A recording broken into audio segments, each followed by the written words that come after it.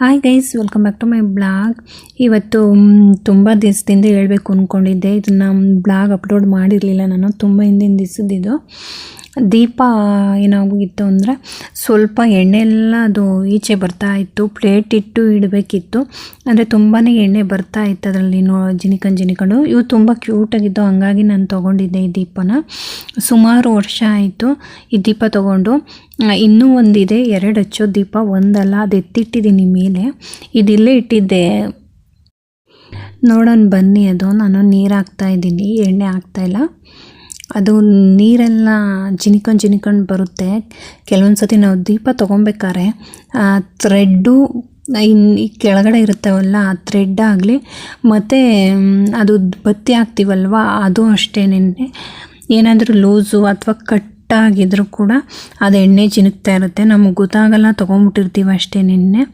ಇದು ಸುಮಾರು ದಿವಸ ಆಯಿತು. ಚೆನ್ನಾಗಿ ನಾನು ನೋಡ್ಬಿಟ್ಟೆ ತೊಗೊಂಡಿದ್ದೆ. ಈ ಥರ ಎಲ್ಲ ನೋಡಿ, ಅಲ್ಲಿ ಓಲಾಗಿದೆ ಸಣ್ಣದಾಗಿ, ಅಷ್ಟಾಗಿ ಗೊತ್ತಾಗೋದಿಲ್ಲ, ಸಣ್ಣದಾಗಿದೆ. ಫೋನಲ್ಲಿ ಎಷ್ಟು ಮಟ್ಟಿಗೆ ಕಾಣುತ್ತೋ ಏನೋ ಗೊತ್ತಿಲ್ಲ, ನೋಡ್ಬೋದು. ನೋಡಿ, ಈ ಥರ ಒಂದೊಂದೇನಿ ತೊಟ್ಟಿಗ್ತಾನೆ ಇತ್ತು ದೀಪದಲ್ಲಿ ಎಣ್ಣೆ. ಬಟ್ ನಾನು ನೀರು ಹಾಕಿದ್ದೀನಿ, ನೋಡ್ಬೋದು ನೀವು. ಕೈಯಲ್ಲಿ ತೋರಿಸ್ತೀನಿ ನೋಡಿ, ಈ ಥರ ಆಗ್ತಾ ಇರುತ್ತೆ. ಒಂದು ನಿಮಿಷಕ್ಕೂ ಅದು ಎಣ್ಣೆ ಡ್ರಾಪ್ ಆಗ್ತಾನೆ ಇತ್ತು. ನಾನು ಹಂಗೂ ಒಂದು ಪ್ಲೇಟ್ ಕೂಡ ಇಟ್ಟು ಹಚ್ಬೋದು ಅಂದ್ಕೊಂಡಿದ್ದೆ. ಬಟ್ ತೊಳಿಬೇಕಾರೆ ನಾನು ನೋಡ್ಕೊಂಡೆ ಏನಾಗಿದೆ ಅಂದ್ಬಿಟ್ಟು ಚೆಕ್ ಮಾಡಿದೆ. ಈ ಥರ ನೀರು ಹಾಕ್ಬಿಟ್ಟು ಬಿಚ್ಚಿ ಅದನ್ನು ಸ್ಕ್ರೂನ, ಆವಾಗ ಗೊತ್ತಾಯಿತು ನನಗೆ ಈ ಥರ ಆಗಿದೆ ಅಂದ್ಬಿಟ್ಟು. ಸರಿ ಅಂದ್ಬಿಟ್ಟು ಅದನ್ನು ಎಕ್ಸ್ಚೇಂಜ್ ಮಾಡೋಣ ಅಂದ್ಬಿಟ್ಟು ಇಟ್ಟಿದ್ದೀನಿ.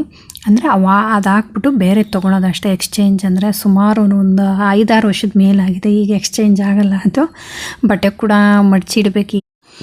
ಕೆಲವೊಂದೊಂದು ಬಳೆ ಕ್ಲಿಪ್ಗಳು ಮತ್ತು ಬಟ್ಟು ಪೌಡರು, ಲೈಟ್ ಬಿಲ್ಲು, ರಿಮೋಟು, ಪೆನ್ಗಳಾಗಿರ್ಬೋದು, ಅಥವಾ ಬೆಂಕಿಪಟ್ಟಣ, ದೀಪ ಹಚ್ಚೋದಕ್ಕೆ.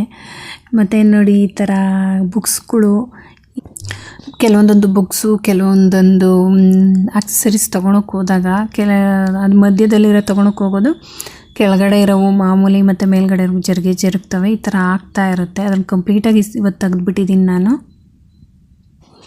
ಹಾಗೆ ಲೈಕ್ ಮಾಡಿ, ಕಮೆಂಟ್ ಮಾಡಿ, ಸಬ್ಸ್ಕ್ರೈಬ್ ಮಾಡ್ದಲೇ ನೋಡ್ತಾರೆ ಸಬ್ಸ್ಕ್ರೈಬ್ ಮಾಡ್ಕೊಳ್ಳಿ. ಇಲ್ಲಿವರೆಗೂ ಬ್ಲಾಗ್ ನೋಡೋದಕ್ಕಾಗಿ ಧನ್ಯವಾದಗಳು. ನೆಕ್ಸ್ಟ್ ಬ್ಲಾಗಲ್ಲಿ ಸಿಗೋಣ.